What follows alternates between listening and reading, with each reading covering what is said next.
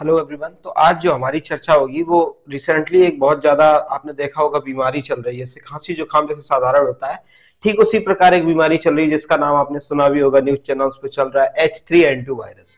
तो हम H3N2 virus के बारे में आज जानेंगे और जानेंगे क्या ये कोविड जैसा खतरनाक है, क्योंकि इसको कोविड की संज्ञा दी जा रही, कहा जा रहा है कि ये बिल्कुल जो इसके जो तरीके हैं, जो इसका बचाव है, बिल्कुल सेम कोविड के जैसा है, उसके लक्षण भी कोविड जैसे हैं।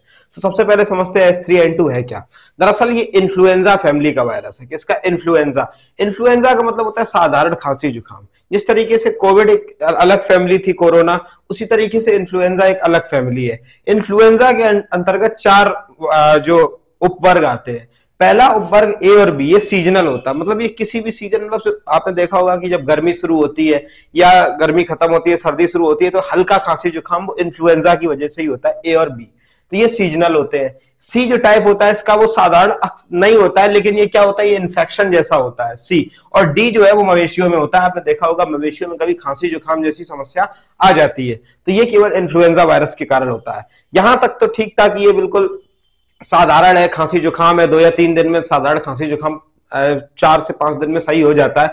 लेकिन प्रॉब्लम तो सबसे ये हो गई कि जब H3N2 था तब तो ठीक था, लेकिन जब इससे 2 लोग मर गए, इसी वायरस से ग्रसित 2 लोग, एक लोग कर्नाटक में और एक हरियाणा में मृत्यु हो गई, तो ये थोड़ा चिंता का विषय बन गया। इसकी वजह से, इसकी चिंता को देखते हुए आईसीएमआर, आईसीएमआर का मतलब होता है Indian council of medical research, Indian council of medical research, इसने कुछ गाइडलाइन जारी कर दी, गाइडलाइन जारी कर दी और इसके लक्षण और बचाव के बारे में भी बता दिया। तो हमें क्या करना चाहिए? वास्तव में H3N2 भाई ये सुअर से फैलने वाला वायरस है, इसी को स्वाइन फ्लू कहा जाता है। इसके 2 टाइप होते हैं।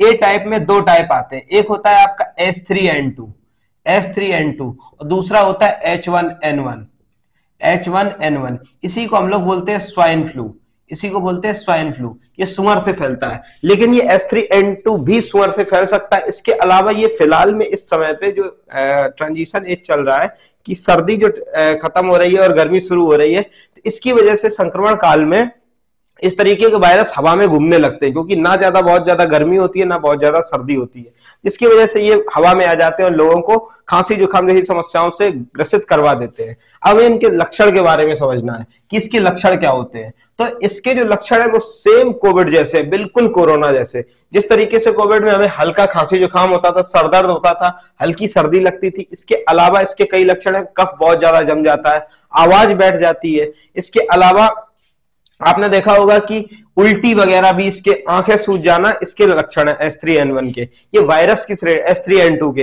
ये वायरस की श्रेणी में आता है। तो इसके कुछ बचाव आईसीएमआर और WHO ने जारी किए हैं। इसके क्या बचाव है? कोविड वाले इसके सारे बचाव है।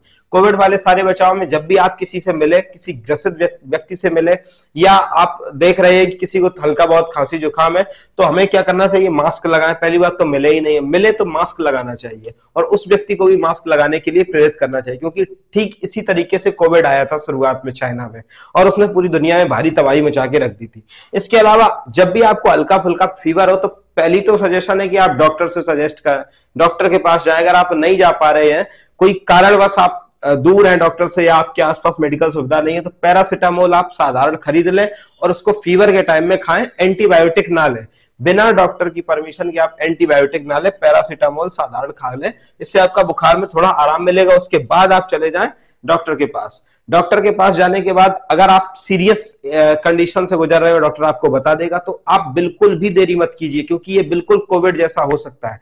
इसमें बहुत ज्यादा अंतर नहीं है। जिस तरीके से कोविड में लाखों करोड़ों लोग मारे गए, हो सकता है ऐसा ना हो, भगवान करे, लेकिन अगर आपने बचाव ना किया तो हो सकता है कि ये उससे भी ज्यादा खतरनाक हो जाए। बाकी क्योंकि ये हवा से भी फैल रहा है और साथ ही साथ ये सुअर से भी फैलता है, तो अपने आसपास जो जानवर आ रहे हैं उनसे भी दूर रहें, और आपस में लोगों से भी दूर रहें, और अपने आप को सुरक्षित रखें, क्योंकि ये वायरस कहीं ना कहीं खतरनाक हो सकता है, क्योंकि इसने अभी तक 2 लोगों की जान ले चुका है। तो अब आपके ऊपर है कि आप अपनी सुरक्षा खुद, अपने आप को सुरक्षित रखें, अपने परिवार को सुरक्षित रखें। बस इतनी छोटी सी इंफॉर्मेशन के लिए मैंने ये वीडियो बनाया था। बाकी जय हिंद, मिलेंगे नेक्स्ट वीडियो में। बहुत बहुत धन्यवाद।